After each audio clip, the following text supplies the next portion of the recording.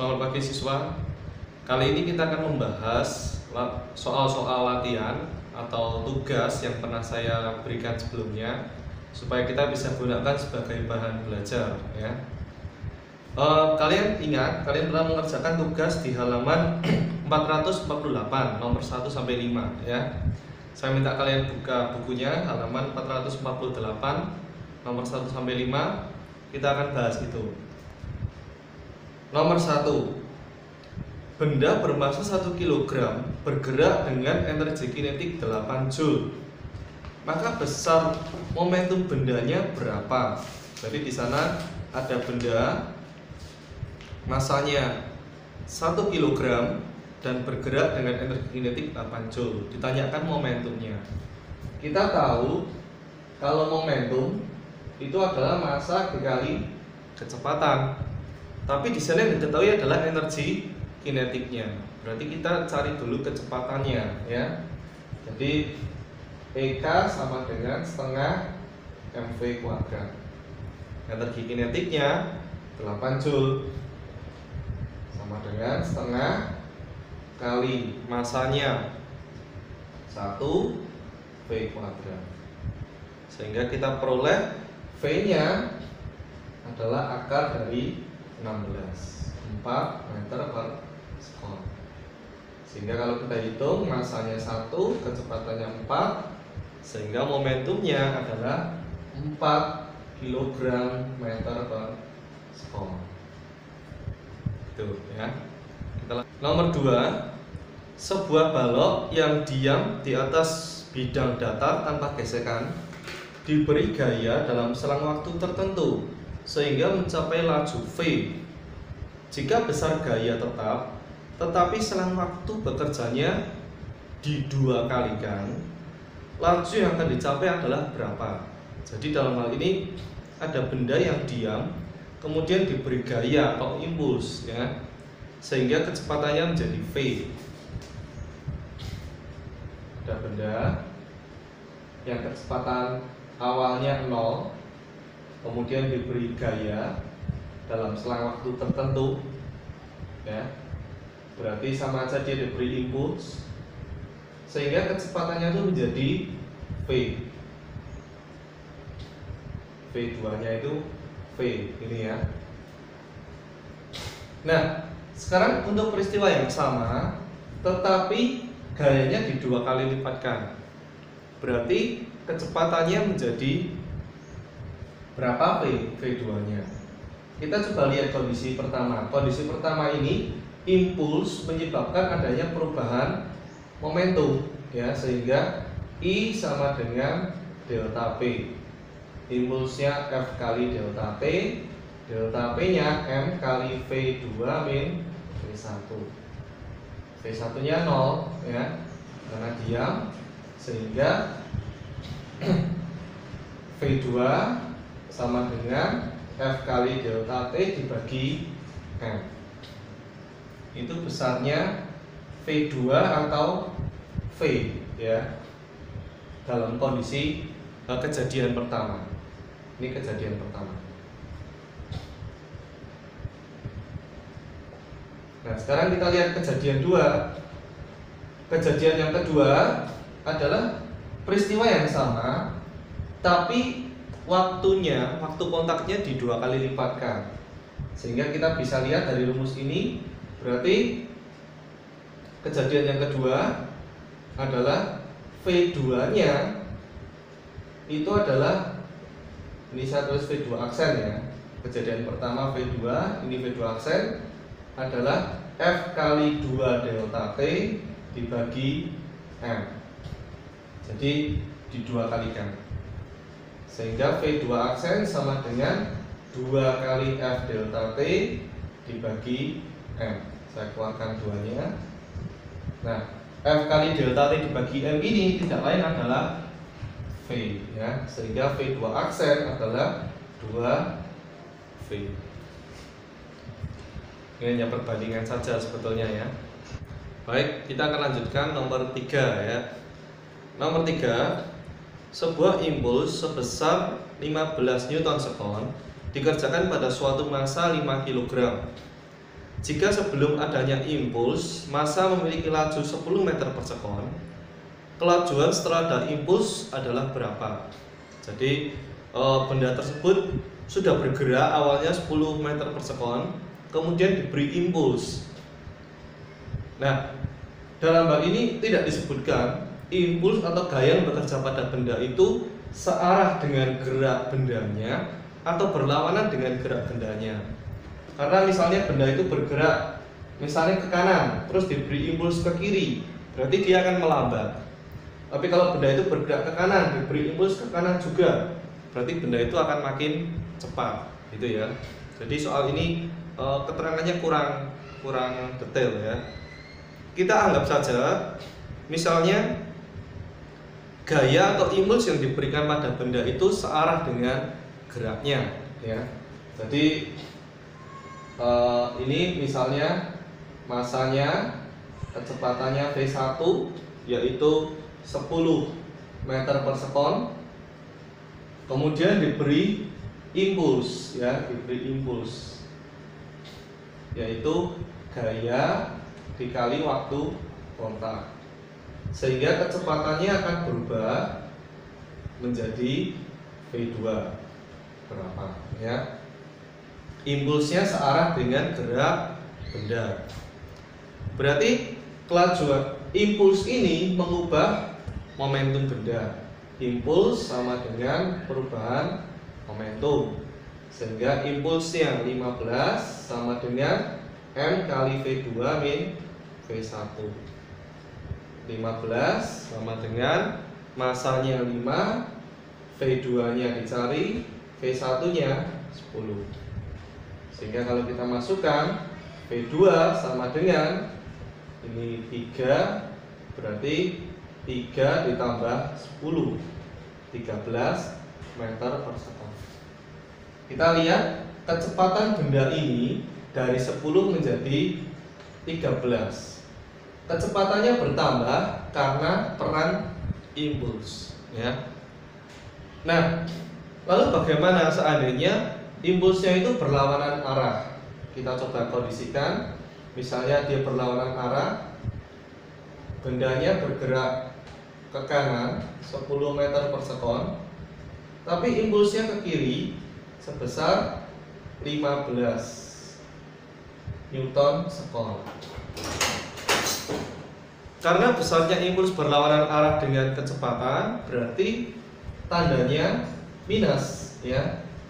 Sehingga kalau kita hitung di sini, minus 15 sama dengan M kali V2 min 10. Massanya 5, ya. Langsung saya masukkan. Sehingga minus 3 sama dengan V2 min 10. Sehingga kita peroleh V2 nya adalah 7 meter per sekon. Jadi kita bisa lihat, jika berlawanan arah, kecepatannya berkurang dari 10 menjadi 7. Tapi kalau searah, kecepatannya bertambah dari 10 menjadi 13. Ya. Kita akan lanjutkan berikutnya, nomor 4, ya. Nomor 4, sebuah bola 1,2 kg datang lurus pada pemain bermassa 75 kg dengan kecepatan 13 meter per sekon. Pemain menendang bola dalam arah berlawanan pada kecepatan 22 meter per sekon dengan gaya rata-rata 1500 Newton. Lama kaki pemain bersentuhan dengan bola adalah, jadi yang ditanyakan adalah waktu kontaknya kaki pemain bola itu menyentuh bola. Dalam hal ini massa bola 1,2, massa pemain 7,5, kecepatan bola datang ke kaki pemain 13 meter per sekon, lalu ditendang dengan arah yang berlawanan. Itu maksudnya setelah ditendang, bola itu kecepatannya menjadi 22 meter per sekon, gitu ya. Nah, berarti kalau kita gambarkan, bola itu datang, anggap aja ke kiri, kecepatannya 13 meter per sekon. Lalu setelah ditendang oleh kaki pemain bola, ya, kecepatannya itu menjadi 22 meter per sekon. Nah, perhatikan, dalam hal ini kecepatannya berubah, arahnya juga berubah. Kita harus perhatikan arahnya karena kecepatan adalah vektor. Berarti kalau yang ke kiri kita kasih plus, yang ke kanan harus min, gitu ya. Kalau yang ke kiri min, ke kanan plus. Sedangkan gayanya kemana? Gayanya berarti juga ke kanan. Berarti gayanya juga bernilai minus, ya, 1500 Newton. Jadi harus konsisten ya. Kalau yang ke kiri plus, yang ke kanan harus min semua. Sebaliknya kalau yang ke kiri min, ke kanan harus plus semua. Nah, berarti dalam hal ini tendangan atau gaya kaki pemain bola itu merubah momentum dari bola. Ingat, yang berubah adalah momentum bola. Jadi masa yang kita hitung adalah masa bolanya, bukan masa pemainnya. Ya. Jadi impuls yang diberikan oleh kaki pemain itu merubah momentum bola. Ini impulsnya pemain, ini momentumnya bola, ya. Sehingga F kali delta T sama dengan masa bola dikali V2 min V1. Gayanya 1500 minus, ya, kali delta T sama dengan masa bolanya 1, masa bola 1,2 dikali V2 nya minus 22, V1 nya plus 33. Tapi karena rumusnya minus, plus tetap minus, ya. Sehingga kita peroleh delta T nya adalah minus, ini dikali 42 dibagi minus 1500. Kita peroleh 0,028 detik, ya, atau 28 milisekon. 0,028 sekon kalau dikali 1000 berarti 28 milisekon atau mili detik. Itu ya. Itu nomor 4. Berikutnya nomor 5. Grafik di samping menyatakan gaya yang bekerja pada suatu benda bermasa 2 kg dalam selang waktu 4 detik. Jadi di sana ada grafik F T, sumbu Y-nya gaya, sumbu X-nya waktu, dan menunjukkan gaya bekerja selama 4 detik pada sebuah benda. Bendanya masanya 2 kg dan selang waktunya adalah 4 detik. Gayanya berubah-ubah, ya, bentuknya segitiga. Jika benda tersebut mula-mula diam, besarnya energi kinetik setelah 4 detik berapa? Nah, kamu harus ingat, coba dilihat halaman 441, ya, halaman 441. Di sana disebutkan bahwa impuls itu setara dengan luasan grafik FT. Ya, impuls itu diwakili oleh luasan grafik FT. Jadi luasan grafik di sana itu adalah impulsnya. Sehingga kita bisa hitung impuls yang bekerja berarti luasan segitiga itu alas kali tinggi bagi 2, ya, F kali T-nya bagi 2. Gayanya yang paling sebagai tingginya, ya, yaitu 10, delta T-nya sebagai alas 4 bagi 2, sehingga kita dapat 20 Newton sekon. Itu adalah impulsnya.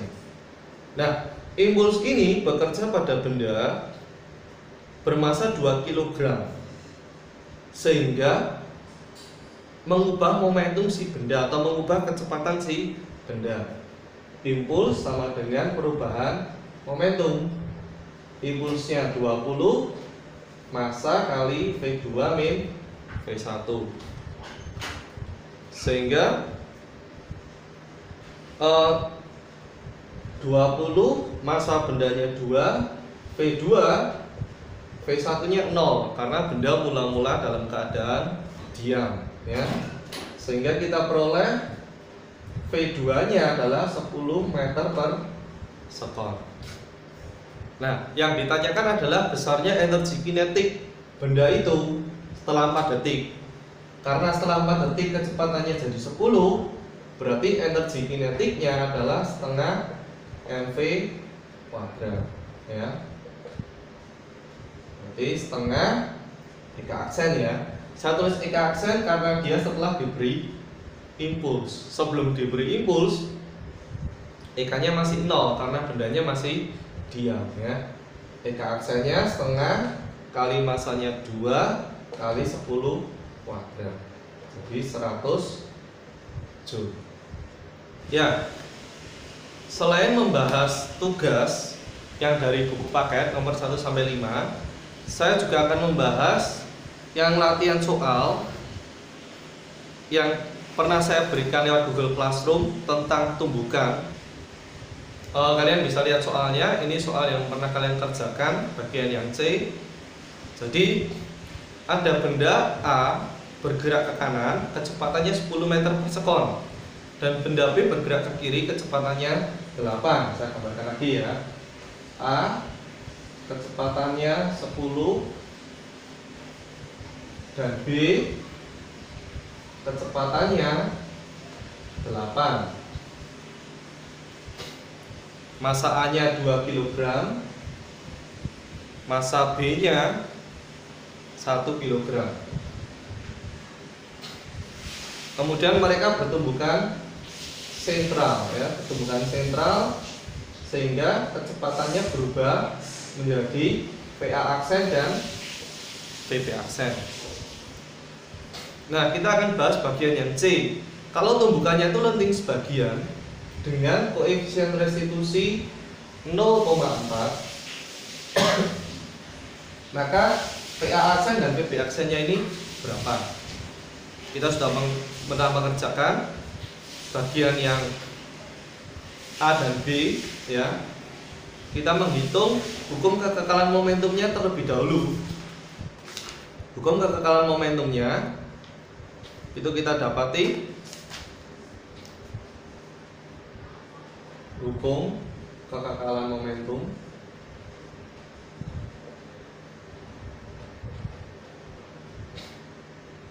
MA VA plus MB VB sama dengan MA VA aksen plus MB VB aksen.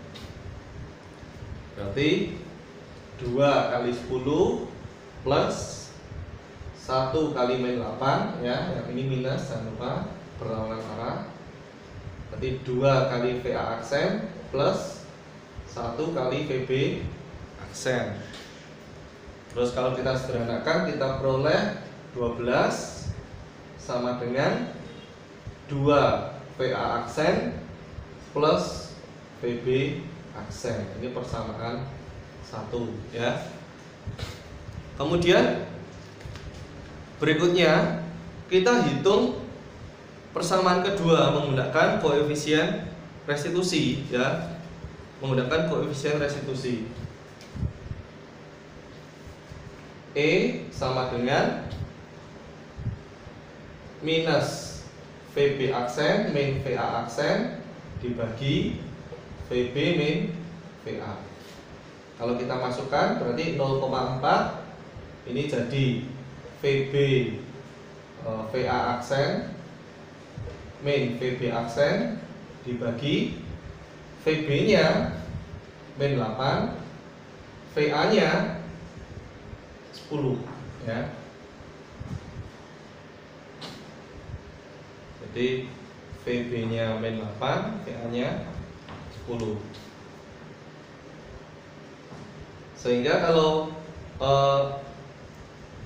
kita kali, berarti minus 18 dikali 0,4 ya, minus 18 kali 0,4 berarti minus 7,2 sama dengan VA aksen min VB aksen ya. Nah, berikutnya kita substitusi kedua persamaan ini ya. Kita substitusi kedua persamaan ini. Ini supaya mudah, saya mau menghilangkan VB, saya kali min 1 untuk semuanya ya. Saya kali min 1 berarti jadi 7,2 sama dengan minus VA aksen plus VB aksen ya. Terus saya eliminasi ke sini, berarti 7,2 sama dengan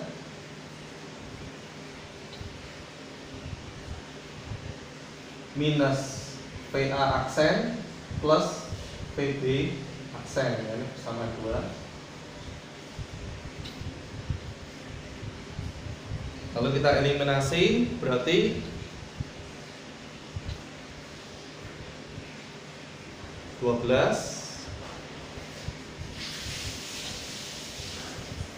dikurangi 7,2 kita peroleh 4,8. Terus 2 VA aksen min VA aksen berarti 3 VA aksen, kemudian VB nya habis ya. Berarti VA aksen sama dengan 4,8 bagi 3, kita peroleh 1,6 meter per sekon ya. Kita peroleh ini kecepatan A setelah tumbukan, tandanya plus, berarti dia tetap mengarah ke kanan ya. VA aksen 1,6 meter per sekon. Kecepatannya berkurang tapi arahnya masih tetap sama. VB aksennya kita masukkan ke salah satu persamaan. Berarti 12 saya gunakan persamaan 1 misalnya sama dengan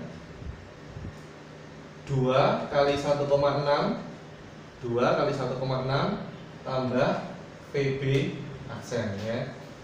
Sehingga VB aksennya kita peroleh adalah 8,8. Arahnya ke kanan ya. VB aksennya 8,8 meter per sekon. Awalnya dia arahnya ke kiri, kecepatannya 8, tapi setelah tumbukan dia berbalik arah. Jadi 8,8 tapi ke kanan ya. Nah, kita bisa lihat di sini, meskipun setelah tumbukan arahnya sama, tapi kecepatannya tidak sama, sehingga mereka tidak saling menempel ya. Yang B bergerak lebih cepat. Ini adalah jenis tumbukan lenting. Lentingnya sebagian atau sempurna, meskipun di soal diketahui dia lenting sebagian, tapi bagaimana cara membuktikannya? Cara membuktikannya adalah dengan menghitung energi kinetik sebelum dan sesudah tumbukan.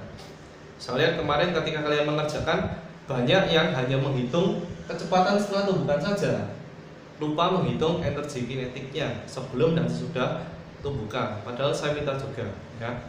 Kita akan coba.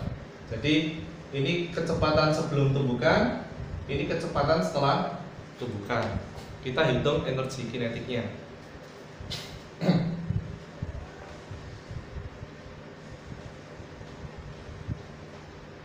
Ya, untuk energi kinetik sebelum tumbukan berarti EKA ditambah EKB sama dengan setengah MVA kuadrat ditambah setengah MVB kuadrat. Sehingga setengah kali masanya 2, kecepatannya 10 kuadrat, ditambah setengah kali masanya 1 dikali 8 kuadrat. Kenapa kok tidak minus? Karena energi itu bukan vektor, satuan skalar. Jadi kita tidak perlu memperhatikan arahnya, ya, bisa ditulis plus semua. Kalaupun ditulis minus akan jadi plus karena kuadrat. Tetapi sejak energi itu adalah skalar, dia tidak membutuhkan arah, ya. Sehingga kalau kita hitung energinya yang sebelum tumbukan adalah 132 Joule, ya. Kalian bisa cek hitungannya benar atau tidak. Kemudian EK setelah tumbukan, EK setelah tumbukan atau EK aksen, ya. Berarti EKA aksen ditambah EKB aksen, sehingga setengah MVA aksen kuadrat ditambah setengah MB VB aksen kuadrat, ya. Ini tadi juga MA MB, ya. Berarti setengah masanya 2 dikali setelah tumbukan 1,6 kuadrat ditambah setengah kali 1 kali 8,8 kuadrat.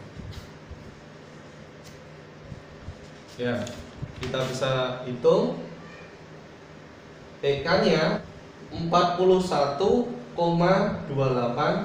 Joule. Nah, kita bisa lihat energi sebelum tumbukan itu 132 Joule dan setelah tumbukan 41,28 Joule.